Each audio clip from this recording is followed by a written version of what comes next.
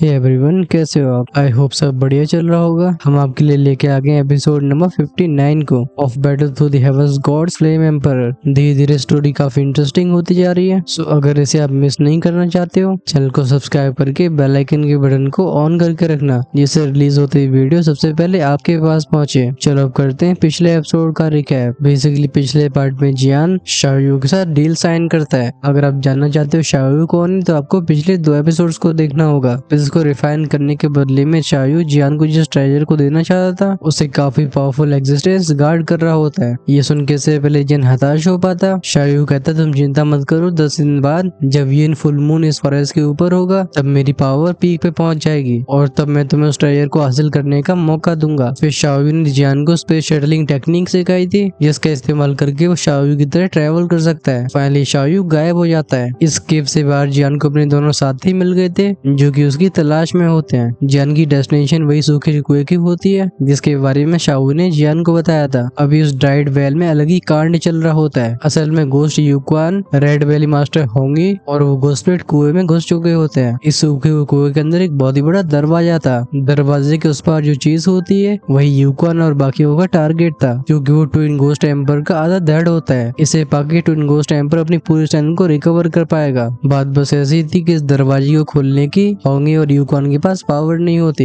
इसी मोमेंट पे होंगी के पीछे ट्विन घोस्ट एम्पर अपीयर होता है। वू जंग और हुडू के हमले की वजह से काफी इंजर्ड स्टेट में था। वैसे तो यूक्वान की कुछ करने की हिम्मत नहीं होती, लेकिन ट्विन घोस्ट एम्पर की ऐसी हालत को देख के वो होंगी के साथ मिलकर उसे ऑब्जर्व करने का सोचता है। फाइनली इन फाइटिंग शुरू हो जाती है। इन फाइटिंग का मतलब होता है ग्रुप के मेंबर्स जब खुद से फाइट करने लगे। अंत में जाके जब यूक्वान ने ट्विन घोस्ट एम्पर को अपनी सोल चेन से बांध लिया था, यूक्वान उसे शेन के नाम से बुलाता है। लगता है यूक्वान ट्विन घोस्ट एम्पर के पीछे किसी और कारण की वजह से पड़ा है। हालांकि हमें उसका रीजन तो नहीं बताया गया था, कि हमें मालूम पड़ेगा उस एपिसोड में। मैं तो ये तो तुम इस एपिसोड में जानो। चलो बिना समय को बर्बाद करते हुए आगे की स्टोरी को कंटिन्यू किया जाए। सबसे पहले हमें जियान, यूरू और म्यूफंग का ग्रुप दिखाया जाता है। अचानक से जियान को जोर से छींक आती है। वो अपनी नाक को छू के बोलते अजीब बात है, नॉर्मली जुकाम जैसी चीजें उसे दूर रहनी चाहिए। जैसी टेरिफाइंग फ्लेम्स उसकी बॉडी के अंदर मौजूद है, कोल्ड जैसी चीजें तो उसे 1000 किलोमीटर दूर रहनी चाहिए। मुझे लगता है फिर से राइटर ने सस्ते नशे कर लिए। अभी बात हो रही है 2D लेवल की, और यहाँ पे लिख रहा है कि जियान को छींक आ गई। खैर, क्योंकि हम इसके बारे में कुछ कर नहीं सकते हैं, चलो अभी स्टोरी को कंटिन्यू किया जाए। यूरू तुरंत अपनी स्टोरी से एक छोटे से कपड़े को बाहर निकाल के जियान को देती हुई बोलती है, जियान क्या तुम ठीक हो? अपने ध्यान रखो, कहीं तुम्हें ठंड न लग जाए। जब बगल में चल रहा है म्यूफंग इस नजारे को देखता है, वो फ्रस्ट्रेशन से भरी आवाज में कहता है फिर से। म्यूफंग बिल्कुल हेल्पलेस था। तीनों इस तरीके से काफी लंबे समय चलने के बाद ये कॉर्स फॉरेस्ट के कोर एरिया में पहुंच जाते हैं। जब से जियान ने उस मिस्टीरियस फॉर्मेशन और उस केव को क्रॉस किया था, जियान काफी कॉशियस हो गया होता है। जियान अपने सोल परसेप्शन को हमेशा फैला के रखता है। अगर कोई भी अनएक्सपेक्टेड एक्टिविटी होती है, तो वो जियान की नजरों से छिप नहीं सकती। तभी अचानक से जियान की सोल फोर्स को जमीन पे मौजूद एक एनर्जी अपनी तरफ आकर्षित करती है। इसे जियान ने तुरंत ही नोटिस कर लिया था। एक हाई लेवल के अल्केमिस्ट होने की वजह से जियान के स्पिरिचुअल स्ट्रेंथ के ऊपर कंट्रोल काफी शानदार होता है। अंग्रेजी में बोलेंगे रिफाइंड होता है। इस वजह से छोटी सी डिटेल भी जियान से मिस नहीं होती। ऑल्दो जियान ने अपने साथियों को अलर्ट नहीं किया था, लेकिन वो एक और पावरफुल सोल वेव को रिलीज करके उस जगह की तहकीकात करने लगता है। जो चीज जियान को मिली थी उसने उसे शॉक कर दिया होता है, क्योंकि वो जिस लोकेशन पे खड़ा होता है वहाँ पे घोस्टली एनर्जी जैसे कंसेंट्रेट हो रखी हो। जियान कुछ ऑब्सक्योर औरों को भी सेंस कर पा रहा था। क्लियरली इन कॉर्स फॉरेस्ट के 3rd फ्लोर पे एंटर करने के बाद ये जियान के द्वारा एनकाउंटर करी हुई सबसे स्ट्रॉन्ग एनर्जी है। जियान इंटेंशनली स्लो होकर लोंगी से पूछता है, लोंगी ये क्या जगह है? जियान के बिहेवियर को ऐसे बदलते हुए देख यूरो और म्यूफंग भी थोड़े स्लो हो गए थे। वो जियान से पूछने ही वाले थे कि क्या वो अपनी डेस्टिनेशन तक पहुंच गए हैं, लेकिन जियान को ऐसे गहरे कंसंट्रेशन में देख के वो शांत हो जाते हैं। लोंगी जियान के दिमाग में ट्रांसमिशन भेजते हैं। वो कहते हैं तुम सभी उसके पास आ गए हो। इसके जवाब में जियान कहता है मुझे लग रहा था कि तुम्हें उसके बारे में एग्जैक्टली पता है। कहीं जियान उन्हें गलत न समझ ले, इस वजह से लोंगी जल्दी से बोलते हैं मैं उसके बारे में जानता हूँ, लेकिन उस ड्राई वेल से सीक्रेट रीजन काफी दूरी पे है। इस वजह से मैं भी उसकी जनरल लोकेशन ही सेंस कर पाता हूँ, लेकिन क्योंकि इस जगह पे घोस्टली एनर्जी की इंटेंसिटी कुछ ज्यादा ही हाई है, तो वो कुआं हमारे करीब होना चाहिए। हेल्पलेस तरीके से जियान अपने सिर को हिला के बोलते हैं ठीक है, लगता है हमें और ढूंढना पड़ेगा। जिस जियान दोनों की बातचीत को खत्म करने वाला होता है, तभी लोंगी जियान से कहते हैं जियान रोको। उनकी आवाज पिछले से काफी सीरियस होती है। जियान कहते हैं हाँ। लोंगी बताते हैं कि भले मैं सूखे कुएं को एग्जैक्ट पिन पॉइंट ना कर पा रहा हूँ, लेकिन मुझे यहाँ पे उस हेवली फायर सेक्रेट टाइगर का ऑरा फील हो रहा है। जियान कहते हैं हेवली फ्लेम सेक्रेट टाइगर, और उसके साथ एक और पावरफुल हो रहा है। अभी तक लोंगी की टोन काफी हैवी हो चुकी थी। वो कहते हैं हाँ, और वो बिल्कुल वीक नहीं है। जियान खुद से पूछता है लेकिन ये हेवली फायर सेक्रेट टाइगर येन गॉड्स फॉरेस्ट के थर्ड फ्लोर पे क्यों आना चाहेगा। लोंगी सुझाव देते हैं शायद वो भी इस जंगल के उस खजाने के पीछे है। जियान का एनालिसिस भी यही कहता है। वो कहता है ऐसा ही होगा क्योंकि हेवली फायर सेक्रेट टाइगर भी सेकंड फ्लोर के एक टेरिटरी का राजा है, तो उसे यहाँ की अपॉर्चुनिटी के बारे में जानकारी होगी। जियान को चिंतित होते हुए देख लोंगी उसे कॉन्फिडेंस से भरी आवाज में कहते हैं तुम इतनी चिंता मत करो, भले इस जंगल के कुछ ओवरलॉर्ड्स को उस ट्रेजर के बारे में पता हो, तब भी उनमें से कोई भी उस ट्रेजर की बैरियर को तोड़ नहीं पाएगा। हमारा खजाना सुरक्षित है। जियान कहता है जान के अच्छा लगा। जियान के आत्मविश्वास को और बढ़ाते हुए लोंगी बोलते हैं और तो और उस हेवली फायर सेक्रेट टाइगर की स्ट्रेंथ 5 स्टार 2D के अर्ली स्टेज पे ही है। साथ ही में जो और उसके साथ ट्रेवल कर रहा है वो तो और भी कमजोर है। जियान अपनी हैवी रूलर को प्यार से सहलाते हुए बोलता है तो फिर तुम दोनों में से कौन जीतेगा। जब लोंगी की प्राइड को इस तरीके की चुनौती दी जाती है, लगता है लोंगी को ये बात बिल्कुल पसंद नहीं आई थी। वो एकदम प्राइड की वजह से फूल के गुब्बारा होके बोलते हैं हम तुम्हें क्या लगता है मुझे सील करने में 2 इमोर्टल्स पावर हाउस को जी जान लगाना पड़ा। तुम पूछ रहे हो क्या मैं उस टाइगर को हैंडल कर सकता हूँ। भले लंबे समय तक सील होने की वजह से लोंगी की स्ट्रेंथ काफी घट गई हो, तब भी उस अर्ली 5 स्टार 2D टाइगर से डील करने के लिए उनके पास सफिशिएंट स्ट्रेंथ होती है। लोंगी एक एब्सोल्यूट कॉन्फिडेंस से भरी आवाज में बोलते हैं तुम्हें पता है अगर तुम मुझे बीच बैटल में रिलीज कर देते हो तो कोई भी 6 स्टार 2 एम्पर लेवल से नीचे का पावर हाउस मुझे हरा नहीं सकता। अपनी फायर ड्रैगन बॉडी और फ्लेम एबिलिटीज की वजह से लोंगी को कोई भी हल्के में नहीं ले सकता है। लोंगी को इस तरीके से ऊंची ऊंची हाँकते हुए देख जियान अंदर ही अंदर से हंस रहा होता है। भले जियान ने लोंगी के ऊपर जीत हासिल कर ली हो, तभी वो लोंगी को फुल्ली अनलीश नहीं कर सकता। आखिरकार लोंगी को जियान के सामने सर झुकाए ज्यादा लंबा समय नहीं हुआ है, अभी भी दोनों के बीच में कुछ टेंशन बाकी बची रह गई है। जियान बिल्कुल श्योर नहीं था कि बीच फाइट में कहीं लोंगी का भागने का मन न हो जाए। भले ऐसा होना जियान के लिए डिजास्टरस होगा, लेकिन ऐसी बात नहीं है कि जियान के पास अब लोंगी को कंट्रोल करने का रास्ता ना हो। लोंगी की ओरिजिन फ्लेम जिसका नाम ब्लड फ्लेम होता है उसे एक हद तक जियान ने रिफाइन कर लिया है। इस वजह से जब तक लोंगी को अपनी पूरी स्ट्रेंथ हासिल नहीं हो जाती तब तक उन्हें जियान की हैवी रूलर में रहना होगा। और तो लोंगी को भी एहसास होने लगा था कि जियान की फ्लेम्स उनकी कल्टीवेशन में काफी हेल्प कर रही हैं। इस वजह से भले लोंगी के पास अपना एक अलग एजेंडा हो, तब भी उन्हें हाल फिलहाल जियान को फॉलो करने में कोई परेशानी होती नहीं है। और तो जियान के पास एक और लेयर ऑफ सिक्योरिटी होती है। ऑफ कोर्स हम बात कर रहे हैं गोल्डन ड्रैगन किंग की। गोल्डन ड्रैगन किंग की पावरफुल प्रेजेंस की वजह से लोंगी जियान को बिल्कुल भी नकार नहीं सकते थे। अल्टीमेटली लोंगी एक फैसले पे आके जियान को पावरफुल बनाने की ठान लेते हैं। वो जानते थे कि जैसे ही गोल्डन ड्रैगन अपने क्लैन में वापस लौटते हैं लोंगी के लिए लाइफ तुरंत ही बेटर हो जाएगी। अभी तक जियान भी अपनी सेंसेस को फैला चुका होता है। वो कहता है लगता है जो प्रेजेंस सीक्रेट फ्लेम टाइगर के साथ है वो इस कंपटीशन की नंबर 1 रैंकर म्यू यिंग होगी। जियान उस ऑरी में से एक फैमिलियर सेंसेशन को फील कर पा रहा था। ये शायद म्यू यिंग के फायर एट्रीब्यूट की वजह से है। जियान खुद से बोलता है आई वंडर क्या मैं एक पीक 4 स्टार 2 एम्पर लेवल की पावर हाउस से फाइट कर पाऊंगा। उसकी स्ट्रेंथ के साथ एक क्लियर बात होती है कि वो इस पॉइंट प्लंडरिंग कंपटीशन की टॉप रैंकिंग में रहने वाली है। बस ये चीज जियान को डिस्करेज करने की जगह उसकी डिटर्मिनेशन को और बढ़ा देती है, क्योंकि इस तरीके का प्रेशर ही जियान को यहाँ तक लेके आया है। जियान एक कॉन्फिडेंस से भरी स्माइल के साथ बोलता है लेट्स गो, हम अपने लक्ष्य के काफी समीप आ गए हैं। क्या कह रहे हो, हिंदी ज्यादा बोल दी? कल तुम्हारा भाई हिंदी जानता है, ऐसी बात नहीं है। बस मैं ऐसी कल्टिवेशन नोबल्स को कथा की तरह एक्सप्लेन नहीं करना चाहता, इस वजह से मैं काफी इंग्लिश वर्ड्स को इम्प्लीमेंट करता हूँ। ऑफ कोर्स जैसे तुम अनपढ़ों का भी वोकैबुलरी अच्छा हो जाए। वैसे ये बताओ क्या मेरी आवाज सही है या हमें माइक को चेंज करना चाहिए? I was thinking of getting sure microphone, लेकिन अभी वो थोड़ा सा आउट ऑफ बजट जा रहा है। आप बताओ अगर चेंज करना जरूरी हो तो हम उसे कुछ समय के बाद अरेंज कर सकते हैं, क्योंकि एट द एंड ये एक्सप्लेनेशंस आप सभी के लिए हैं। इस वजह से आप सभी की राय ज्यादा जरूरी है। चलो स्टोरी को आगे बढ़ाया जाए। आगे बढ़ रहा जियान अपनी स्पिरिचुअल स्ट्रेंथ को फैला के अपने दिमाग में इस पूरे एरिया का एक नक्शा बना रहा होता है। कुछ पलों के बाद उसने अपनी स्पिरिचुअल स्ट्रेंथ को विड्रॉ कर लिया था। उसके दिमाग में एक पैटर्न अपीयर होता है। जियान की स्पिरिचुअल स्ट्रेंथ उसे बता रही थी कि इस फॉरेस्ट का सेंटर एरिया उससे दूर नहीं है और उस जगह के जस्ट थोड़े से आगे एक बहुत ही बंजर सी जमीन है। उस जगह के बीच बीच में कुएं जगह स्ट्रक्चर दिखाई देता है। इस पॉइंट में जियान एकदम फुल एक्साइटेड हो चुका होता है। सिर्फ शाओयू ने इस ट्रेजर की लोकेशन के बारे में नहीं बताया, बल्कि लोंगी के हिसाब से भी इस गॉड फॉरेस्ट का सबसे बड़ा ट्रेजर यहीं छिपा हुआ है। सूखे कुएं को ढूंढने के बाद जियान झाड़ियों से होके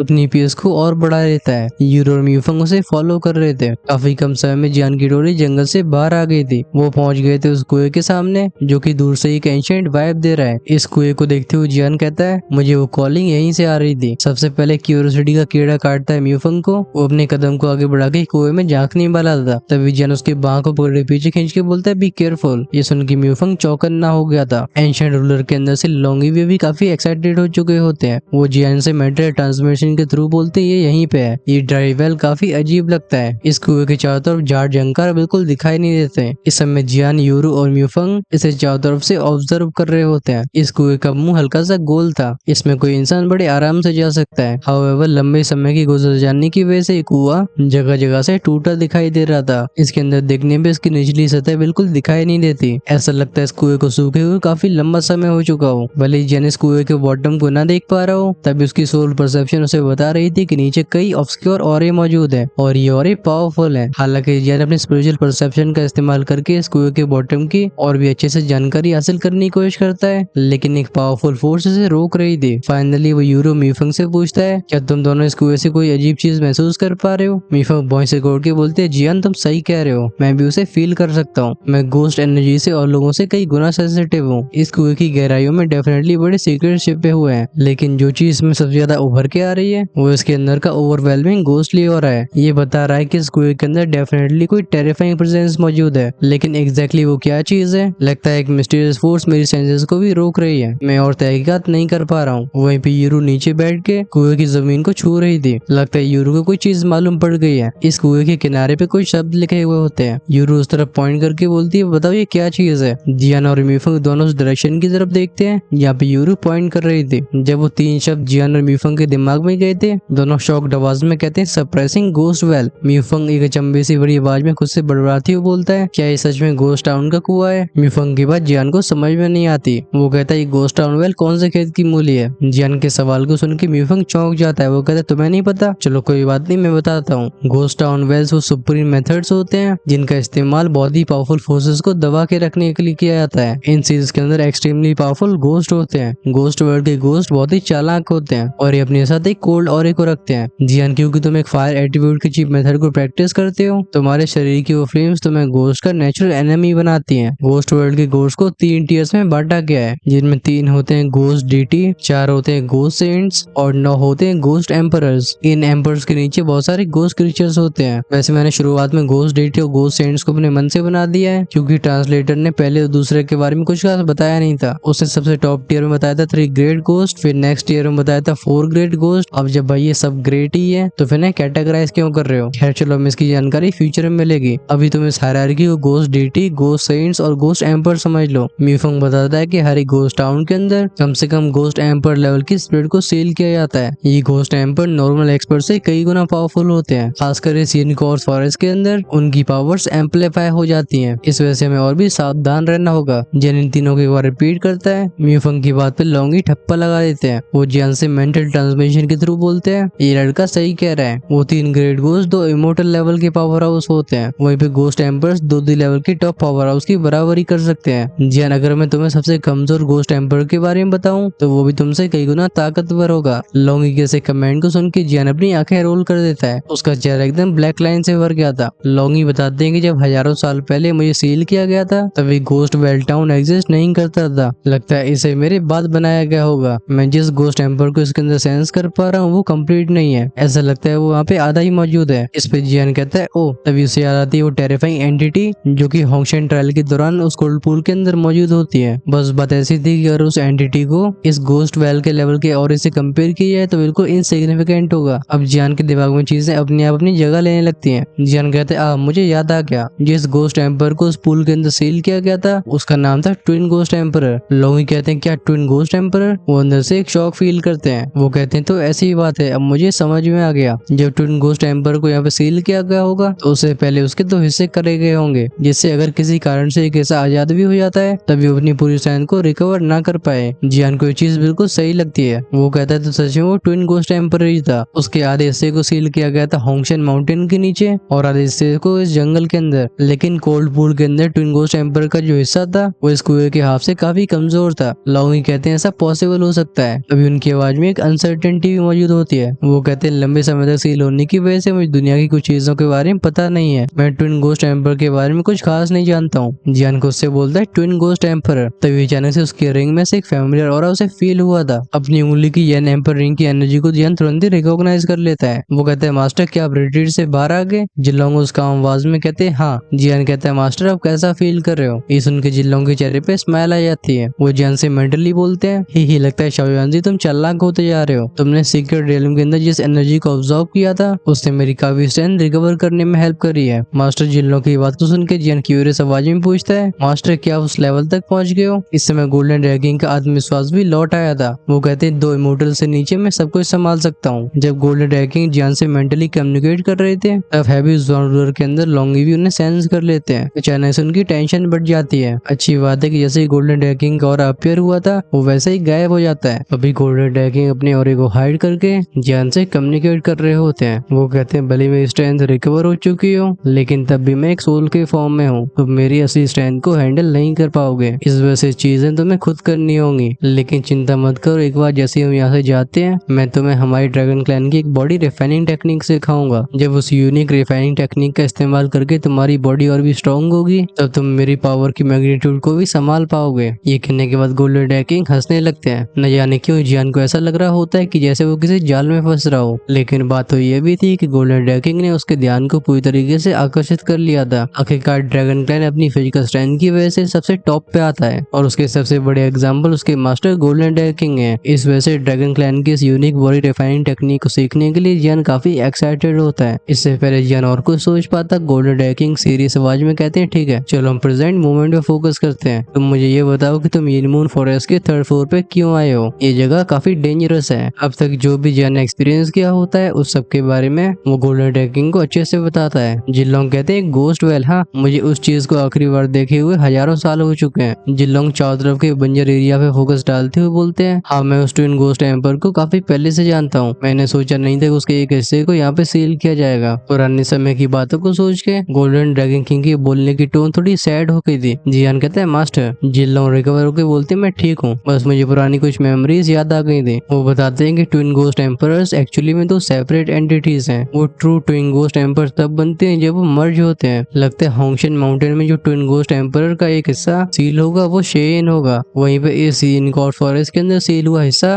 वो होगा यिनशे। ये सुन के जियान कहता है यिनशे शेयन। जिनलोंग बताते हैं हाँ उन दोनों में एक जिसका नाम शेयन है वो ट्विन गोस्ट एम्पर का वीक पार्ट है। वो 6th ग्रेड का गोस्ट एम्परर है। वहीं पे अगर बात करें यिनशे की तो वो एक 7th ग्रेड का गोस्ट एम्परर था। जिनलोंग की बात की इम्प्लीकेशंस को जियान जल्दी से कैलकुलेट करता है। गोस्ट एम्परर्स भी इंसान के 2 एम्परर जैसे होते हैं। एक 6th grade ghost emperor human के 6 स्टार 2 एम्परर के बराबर होगा। वहीं पे अगर बात की 7th ग्रेड गोस्ट एम्परर की तो सिमिलरली उसकी भी यही सिचुएशन होती है। आई डोंट नो यहाँ पे ये लोग चीजें चेंज कर रहे हैं क्योंकि कुछ समय पहले जो बताया गया था वो चीजें थोड़ी सी अलग थी। उसके हिसाब से गोस्ट एम्परर्स की स्ट्रेंथ डोली क्लास के टॉप लेवल की होती है, लेकिन यहाँ पे तो सिमिलर कंपैरिजन हो रहा है। इस हिसाब से तो रेड वैली मास्टर होंगी उस ट्विन गोस्ट एम्पर शेयन के बराबर होनी चाहिए। खैर चलो हमें इसके बारे में आगे की स्टोरी मालूम पड़ेगा। Let's continue. जियान टेंस सी आवाज में बोलता है, तो इस कुएं के अंदर जो गोस्ट एम्पर सील है वो इतना पावरफुल है। वो जानता था कि अभी वो दोनों में से किसी भी गोस्ट एम्पर का मैच नहीं है। ओके अभी चीजें थोड़ी क्लियर हो गई हैं। जिनलोंग बताते हैं कि इन दोनों की सेपरेट स्ट्रेंथ इतनी ज्यादा खास नहीं होती, लेकिन जब दोनों गोस्ट एम्पर्स कंबाइन होते हैं तो इनकी पावर एक्सपोनेंशियली बढ़ जाती है। जियान शॉक्ड आवाज में कहता है फ्यूजन। भले जियान की अभी की स्ट्रेंथ 4 स्टार 2 एम्पर के अर्ली स्टेज पे हो तभी वो एक लीड से 4 स्टार 2 एम्पर का सामना कर सकता है। वहीं पे अगर उसे सामना करना पड़ता है किसी 5 स्टार 2 एम्पर का तो जियान की खटिया खड़ी हो जाएगी। तो फिर 6 स्टार 2 एम्पर की तो बात ही छोड़ो। जियान को टेंशन में आते हुए गोल्डन ड्रैगन कॉन्फिडेंस से भरी आवाज में कहते हैं, ही तुम इतनी चिंता मत करो, मैं इस जंगल के अंदर एक पावरफुल प्रेजेंस को सेंस कर पा रहा हूँ। अगर गोस्ट वेल के अंदर कोई बदलाव होता है तो वह एग्जिस्टेंस एक्शन लेगा। और तुम्हें ये भी नहीं भूलना चाहिए कि जो व्यक्ति इस कंपटीशन को ओवरसी कर रहा है उसकी भी स्ट्रेंथ कम नहीं है। जब जिनलोंग इस जंगल की पावरफुल प्रेजेंस के बारे में बात करते हैं जियान को न जाने क्यों शाओयू की याद आती है। ले जियान की स्पिरिचुअल स्ट्रेंथ चाहे कितनी भी अच्छी हो चुकी हो वो तब भी शाओयू की कैपेबिलिटीज के बारे में पता नहीं लगा पाया। वहीं पे शाओयू एक ही बार में देख के जियान के राजों को पहचान जाता है। गोल्डन ड्रैगन बोलते हैं चलो नीचे चल के इन्वेस्टिगेट किया जाए। उस ट्विन गोस्ट एम्पर के ऑरे के अलावा मैं एक और फैमिलियर ऑरे को सेंस कर पा रहा हूँ। लगता है ये वही ट्रेजर होगा जिसकी तुम तलाश में यहाँ पे आए हो। नीचे जाने के लिए तैयार होते हुए जियान कहता है ठीक है। जब जियान और गोल्डन ड्रैगन के बीच में कन्वर्सेशन चल रही होती है तो यूरो म्यूफंग भी खाली नहीं बैठते। यूरो लगातार इस टाउन को स्कैन करती रहती है, लेकिन काफी खोजबीन करने के बाद भी यूरो को कोई सबूत नहीं मिलता। अंत में जाके उसे गिव अप करना पड़ता है। दूसरी तरफ म्यूफंग चुपचाप से अपनी वुडन सोर्ड को पकड़ के उस कुएं के किनारे खड़ा होता है। उसका एक्सप्रेशन बार बार चेंज हो रहा था। वो कहता है इस कुएं के अंदर इंटेंस घोस्टली एनर्जी मौजूद है, लेकिन जब मैं इन औरों को ऑब्जर्व करने की कोशिश कर रहा हूँ तो ये मुझे बिल्कुल धुएं की तरह लग रहे हैं। आखिर ये कैसे हो सकता है? मेरी वुडन सोर्ड ज़ीऊ मुझे यहाँ पे लेके आई है, इसका मतलब इस एरिया में कोई न कोई राज जरूर छिपा होगा, लेकिन मैं उसे डिटेक्ट क्यों नहीं कर पा रहा हूँ। म्यूफंग वॉइस से गोड़ के बोलते हैं जियान क्या तुम्हें कुछ मिला। जियान म्यूफंग की तरफ देखे काम आवाज में कहता है, हाँ जब मैं तहकीकात करने की कोशिश करी तो मुझे इस ड्राइड वेल के अंदर कुछ मिस्टीरियस मिला है। बस कोई मिस्टीरियस फोर्स मेरी सोल फोर्स को रोक रही है। म्यूफंग यूरू की तरफ मुड़ के बोलता है, मिस यूरू क्या आप कुछ दौड़ पाई हो? यूरू कुएं के पास जियान के बगल में पहुंचती है। वो कहती है, हाँ मैं यहाँ पे एक अजीब से ऑरे को सेंस कर पा रही हूँ, लेकिन जब मैं उसे पिन पॉइंट करने की कोशिश करती हूँ तो वो गायब हो जाता है। अगर जियान जिस चीज की तलाश में यहाँ पे पहुंचा है वो नीचे है तो हमें नीचे जाके इन्वेस्टिगेट करना चाहिए। अगर कोई परेशानी होती है तो हम ऑलवेज वापस आ सकते हैं। वो म्यूफंग से कहती है, म्यूफंग तुम्हारा क्या कहना है? इस बात से म्यूफंग भी एग्री करता है। वो कहता है, मैं क्या ही कह सकता हूँ, क्योंकि मैं तुम्हारे साथ टीम में आने के लिए तैयार हो चुका हूँ, तो फिर अब मेरे पास पीछे जाने का कोई विकल्प नहीं बचा। भले ही म्यूफंग काफी कैजुअल टोन में बात कर रहा हो, तब भी हमें बात समझनी चाहिए कि तीनों लोग इस कंपटीशन की टॉप 100 रैंकिंग में है, जो कि बहुत ही शॉकिंग चीज है। भले तीनों के सफल होने के पीछे लक भी एक पार्ट रहा हो, तभी वो कहा जाता है कि लक भी स्ट्रेंथ का हिस्सा होता है। म्यूफंग क्यूरियस आवाज में पूछता है, जियान आखिर तुम नीचे ढूंढ क्या रहे हो? जियान को बताता है कि उसके दोनों साथी काफी सस्पिशियस हो गए हैं। इस वजह से वो आधी सच्चाई को बताती हुए कहता है, मैं बस कुछ जड़ी बूटियां ढूंढ रहा हूँ, लेकिन जब से मैं इस जगह के पास आ रहा हूँ मुझे ऐसा लग रहा है कि कोई चीज मुझे नीचे से बुला रही है। ये सुन के म्यूफंग और यूरू कुछ और नहीं पूछते, दोनों बस नीचे कुएं को देखते हैं। दोनों को डीप थॉट में देख के जियान कहता है, इस कुएं में हम तीनों साथ में अंदर नहीं जा सकते हैं, इस वजह से मैं पहले नीचे जाके चेक करके आता हूँ, तब तक तुम दोनों बाहर रुक के इसके एंट्रेंस को गार्ड कर सकते हो। अगर कोई भी अनएक्सपेक्टेड सिचुएशन क्रिएट होती है तो तुम मुझे सिग्नल भेज देना, मैं तुरंत ही वापस आ जाऊंगा। म्यूफंग जियान की बात पे ऑब्जर्व करते हुए बोलता है, जियान तुम अकेले नीचे कैसे जा सकते हो? वैसे भी ऐसे कामों में एक्सपर्ट तो मैं ही हूँ, इस वजह से सबसे पहले नीचे मुझे जाना चाहिए। जियान म्यूफंग के कंधे को थपथपाते हुए बोलता है, इस बार सबसे आगे मैं होना चाहता हूँ, और तो और मेडिसिन हर्ब्स की जानकारी मुझे ज्यादा है, खासकर इस कुएं के नीचे की चीज मुझे बुला रही है, तो अगर तुम मेरी जगह पे नीचे चले जाते हो तो ये ट्रिप वेस्ट हो जाएगी। इससे पहले म्यूफंग कुछ और कह पाता, जियान ने कुएं में छलांग मार दी थी। जियान को इसे जल्दबाजी दिखाते हुए देख म्यूफंग काफी फ्रस्ट्रेटेड फील कर रहा था। वो कहता है, रियली मैं अगर नीचे जाऊंगा तो ये ट्रिप खराब हो जाएगी, अगर तुम चीजों को ऐसे ही करते रहे तो फिर सारा का सारा काम तुम्हें ही करना पड़ेगा, मेरे लिए फिर बचा ही क्या है। दूसरी तरफ यूरो को जियान की चिंता हो रही थी, लेकिन दोनों के पास इस कुएं को गार्ड करने के अलावा और कोई विकल्प नहीं होता। जियान जो कि अपनी स्पीड को कम करके इस वेल के अंदर जा रहा होता है, उसकी आंखें पोटेंशियल थ्रेड्स को लगातार स्कैन कर रही थी। अभी जियान 50 से 60 मीटर पहले से नीचे चला गया था, लेकिन तब भी इस ड्राई वेल के बॉटम में क्या चीज मौजूद है वो जियान के लिए मिस्ट्री रहती है। जब जियान रियलाइज करता है कि इस वेल के एंड का उसे कोई नामो निशान नहीं दिख रहा है, वो अंदर से काफी अजीब महसूस करने लगता है। जियान कहता है कुआं सच में गहरा है। अभी कुएं के मुंह के पास यूरू और म्यूफंग काफी एंग्शियस दिखाई दे रहे होते हैं। जब म्यूफंग कहता है कि तुम इस कंपटीशन में पार्टिसिपेट क्यों कर रही हो, तो यूरू एक हल्की सी स्माइल के साथ बोलती है, मैं बस यहाँ पे किसी का साथ देने के लिए आई हूँ। इन शब्दों को सुन के म्यूफंग साय करता है। वो कहता है, सच में इस दुनिया में से बहुत कम लोग हैं जो अपनी हार्ट डिजायर को फॉलो कर सके। समय कुछ और निकला था। यूरू के चेहरे पे चिंता के बादल साफ तौर पर दिखाई देने लगते हैं। इसे देख के म्यूफंग कहता है, आफ्टर ऑल हम टीम है, चलो हम भी कुएं में नीचे चलते हैं। लगता है यही चीज यूरू के दिमाग में चल रही थी। वो एक स्माइल के साथ बिना हेजिटेशन के इस ड्राई वेल में जंप मार देती है। जैसे जैसे जियान नीचे बढ़ रहा था, कम रोशनी की वजह से उसे अपनी मिल्की वाइट फ्लेम्स का इस्तेमाल करना पड़ता है। उसे कुएं की गहराइयों में कई मकड़ी के जाले और विगल कर रहे इंसेक्ट्स दिखाई देते हैं। ये क्लियरली जियान की फ्लेम की हॉट टेम्परेचर को अवॉइड करने की कोशिश कर रहे थे। वो जितना ज्यादा नीचे जाता है वातावरण और भी ठंडा होता जाता है। इवेंचुअली जियान के पैर एक सॉलिड ग्राउंड को टच करते हैं। जब वो एक फ्लेम के क्लस्टर को हवा में उठाता है, उसे कुछ ही दूर पे एक छोटा सा तालाब दिखाई दिया था। इस छोटे से कोल्ड पॉन्ड में से ऐसा चिल्लिंग ऑरा बाहर आ रहा था, जो कि जियान को हेवली फ्लेम्स की प्रोटेक्शन के बाद भी ठंडा महसूस करवाता है। इस तालाब में से बाहर आने वाली वो ठंडी लहर इतनी ज्यादा ठंडी होती है कि जियान समझ जाता है कि नॉर्मल लोग इसे सह नहीं पाएंगे। अपने नीचे की जमीन को देख के जियान को एक रास्ता मालूम पड़ता है। जब वो सोच रहा था कि क्या उसे इस रास्ते पे आगे बढ़ना चाहिए, उसके कानों में एक बहुत ही सॉफ्ट साउंड जाती है। ये आवाज इतनी धीमी थी कि अगर जियान की सेंसेस इतनी शार्प नहीं होती तो वो इसे पहचान नहीं पाता। इससे पहले जियान आगे बढ़ पाता, गोल्डन डैकिंग की आवाज जियान को वहीं पर रोकती है। वो कहते हैं, रुको, मुझे इस तालाब के पानी के साथ कुछ अजीब लग रहा है। जियान जो कि एकदम चौकन्ना था, वो पूछता है, मास्टर क्या बात है? गोल्डन डैकिंग एक ग्रेव आवाज में एक्सप्लेन करते हैं, इस कुएं का ये पानी काफी अजीब है। मैं इस पूरे एरिया को स्कैन कर चुका हूँ, लेकिन अभी मुझे वो जगह नहीं मिली जहाँ से पानी आया हो। इस ट्विन गोस्ट टेम्पर को यहाँ पे सील हुए हजारों साल हो चुके होंगे। इस वजह से यहाँ का जो पानी दिखाई दे रहा है, असल में उसकी सच्चाई कुछ अलग है। जिन लोगों की चेतावनी को सुन के जियान की सेंसेस और भी शार्प हो जाती हैं। वो अपने आसपास एक सोलर एनर्जी की लेयर फैला देता है। जैसे जैसे जियान उस तालाब की तरफ आगे बढ़ता है, तालाब के अंदर का पानी जो कि काफी नॉर्मल सा लग रहा था, वो धीरे धीरे परफेक्ट सर्कुलर शेप को लेने लगता है। इस पानी का ऐसा गोलाकार में आना ये काफी अजीब बात थी। ऐसा लगता है कोल्ड पॉन्ड नहीं बल्कि एक फॉर्मेशन हो। गोल्डन डैकिंग जियान को इंस्ट्रक्ट कर करते हैं। वो कहते हैं जियान तुम इस पानी की सतह को छुओ, चिंता मत करो, मैं तुम्हें गाइड करूंगा। जियान की आंखों में बस एक पल की हेजिटेशन फ्लैश हुई थी। अभी जियान के पूरे हाथ को एक intense milky white flame surround कर चुके थे। जैसे ही जियान की फिंगर्स वाटर की सरफेस को टच करती है, एक काटने वाली ठंडी सी ऊर्जा उसके शरीर में घुसती है। भले उसके शरीर को हेवली फ्लेम प्रोटेक्ट कर रही हो, तब भी जियान के सारे रोंगटे खड़े हो जाते हैं। जियान ने सोचा नहीं था चिलिंग एनर्जी इतनी ज्यादा इंटेंस होगी। भले इस टेम्परेचर ने जियान को शॉक कर दिया हो, वो तभी अपने हाथ को और भी आगे पुश करता है। काफी जल्दी उसकी जो हेवली फ्लेम्स होती हैं वो भी क्रिस्टल्स में जमने लगी थी। ये चीज जियान के लिए बहुत नई होती है। वो कहता है समकना उसके शरीर में 23 तरीके की अलग अलग फ्लेम्स हैं और इनमें से हर एक फ्लेम अपनी अलग प्रॉपर्टीज को पोजेस करती है। ऐसा होने के बाद भी इस कुएं के अंदर का पानी उसकी फ्लेम्स को फ्रीज कर पा रहा है। वो शॉक्ड आवाज में कहता है आखिर ये कैसा पानी है। अच्छी बात यह है कि उसे गोल्डन ड्रैगिंग पे भरोसा था। ऑल्दो उसके हाथ के चारों तरफ एक क्रिस्टल लेयर बन गई हो, वो तब भी अपनी हथेली को फॉर्मेशन के सेंटर की तरफ आगे बढ़ाता है। जियान महसूस करता है कि जैसे जैसे उसके हाथ आगे बढ़ रहे हैं, उसके आसपास का तापमान गिर रहा है। इससे पहले जियान अपनी पलकें भी झपका हुआ था। इस छोटे से तालाब के अंदर का साफ पानी अपने रंग को बदलने लगता है। इसी मोमेंट में जियान के दिमाग में गोल्डन ड्रैगिंग की आवाज गूंजती है। वो कहते हैं ब्लड स्पिरिट आइस लिक्विड। वो इस समय काफी एक्साइटेड दिखाई दे रहे थे। ये मिस्टीरियस सब्सटेंस पानी नहीं बल्कि उससे कई गुना ज्यादा डेंजरस और वैल्यूएबल है। जब गोल्डन ड्रैगिंग कहते हैं ब्लड स्पिरिट आइस लिक्विड, इन शब्दों को सुन के जियान की आंखें श्रिंक हो जाती हैं। जियान की आंखों में एक अलग ही लाइट फ्लैश हुई थी। लगता है उसे कुछ जरूरी चीज याद आ गई है। उसका हाथ जो कि फॉर्मेशन के सेंटर को छूने वाला था, जियान उसे बीच में ही वापस ले लेता है। इसी इंस्टेंट के अंदर उस तालाब के ठंडे पानी में से एक स्ट्रॉन्ग मेटेलिक ब्लडी सेंट फैलने लगता है। इसे करीब से देखने में मालूम पड़ता है कि पानी जो कि कुछ समय पहले एकदम ट्रांसपेरेंट हुआ करता था, अब एकदम क्रिम्सन हो चुका है। उस पानी में से बुलबुले बाहर आने लगे थे। ये जियान को एक अननेचुरल फीलिंग देते हैं। शुरुआत में जियान को लग रहा था कि पानी का टेम्परेचर अचानक से बढ़ेगा, लेकिन जैसे ही वाटर ब्लड रेड होता है, टेम्परेचर ड्रास्टिकली नीचे गिरता है। हम जियान को गहरी सांस छोड़ते हुए देखते हैं। उसके मुंह से जो हवा बाहर आई थी वो बिखरने से पहले ही जम जाती है। गोल्डन ड्रैगिंग जियान से बोलते हैं यही वो ब्लड स्पिरिट आइस लिक्विड जिसके बारे में मैंने तुम्हें बताया था। कुछ पलों के लिए सरप्राइज फील करने के बाद जियान अपने आप को रिकलेक्ट करता है। वो नीचे के वाटर में से हड्डियों तक पहुंचने वाली चिलिंग फीलिंग को सेंस कर पा रहा था। जिन लोग कहते हैं ये definitely blood spirit ice liquid है। इसकी टेरिफाइंग कोल्डनेस को तुमने खुद फील किया होगा। जियान की आंखें जो कि सामने के ब्लड लिक्विड पर टिकी होती है, उनमें खुशी झलकने लगती है। जियान कहता है हाँ। गोल्डन ड्रैगिंग को बताता है कि भले ही जियान के पास फ्लेम मंत्र जैसी टेक्निक हो, तभी होली फ्लेम को सॉल्व करना उसके लिए बिल्कुल आसान नहीं होगा। अगर वो सच में सफल होना चाहता है तो उसे चियन फ्लावर, शूशंगन और इस ब्लड स्पिरिट आइस लिक्विड की बहुत जरूरत होगी। अगर जियान इनमें से किसी भी इंग्रेडिएंट को कलेक्ट नहीं कर पाया तो फिर भले ही जियान का सामना किसी पावरफुल होली फ्लेम से हो जाए, गोल्डन ड्रैगिंग जियान को से अब्सॉर्ब करने की बिल्कुल परमिशन नहीं देंगे। फ्लेम्स को निगलना, खासकर जब वो होली फ्लेम हो, ये कोई जोक नहीं है। जियान को दुई की कॉर्डिनेट में फ्लेम्स को सोलो करने का काफी एक्सपीरियंस है। वो भी समझता था कि फ्लेम्स को सोलो करने से पहले प्रिपरेशन करना कितनी जरूरी है। और जब वो सोचता है कि होली फ्लेम जैसी फ्लेम्स को अब्सॉर्ब करने वाला है, वो भी अपने आप को ट्रेम्बल होने से रोक नहीं पाता। बस बात ऐसी थी कि दूधी कॉर्डिनेट में उसके क्लैन के रिगार्डिंग बहुत सारी मिस्ट्रीज अननोन है और जियान का उन्हें जानना बहुत जरूरी है। खासकर अभी जियान को अपनी दोनों बीवियों को भी ढूंढना बाकी है और अगर वो ऐसा करना चाहता है तो उसे जल्दी से ग्रो होना होगा और ये मौका जियान को बस उसका फ्लेम मंत्र ची मेथड ही दे सकता है। भले फ्लेम्स को सोलो करना औरों के लिए काफी ऑब्सर्ड बात हो, जियान के लिए पावरफुल बनने का बस यही रास्ता था। क्योंकि जो शूशंगन पिल होती है उसे रिफाइन करने के लिए जियान को बस थोड़ा और ग्रो करने की जरूरत थी और एक 3 रंगों वाला फ्लेम फ्लावर जियान के पास है, तो बस बचा रह गया था ब्लड स्पिरिट आइस लिक्विड। जितनी ज्यादा रेयर होली फ्लेम्स होती है उतनी रेयरिटी इस ब्लड स्पिरिट आइस लिक्विड की होती है। इवन गोल्डन ड्रैगिंग ने भी अपनी लंबी लाइफ में इस चीज को बस कुछ ही बार देखा होता है। इस ब्लड रेड लिक्विड को देख के जियान एक एक्साइटमेंट से भरी आवाज में कहता है मैंने फाइनली तुम्हें ढूंढ लिया, ब्लड स्पिरिट आइस लिक्विड। ये दो दी कॉन्टिनेंट यहाँ पे स्ट्रॉन्ग का रूल चलता है। अगर जियान अपने गोल्स को अचीव करना चाहता है तो उसे पावरफुल स्ट्रेंथ की जरूरत होगी। गोल्डन ड्रैगिंग भी स्माइल के साथ बोलते हैं लगता है तुम्हारी और इस ब्लड स्पिरिट आइस लिक्विड के बीच में कोई फेट है। कहा जाता है कि ब्लड स्पिरिट आइस लिक्विड बस एक्सट्रीमली कोल्ड प्लेसेस पे ही जन्म लेता है, मतलब फॉर्म होता है। और इसकी दूसरी कंडीशन ये है कि उस जगह पे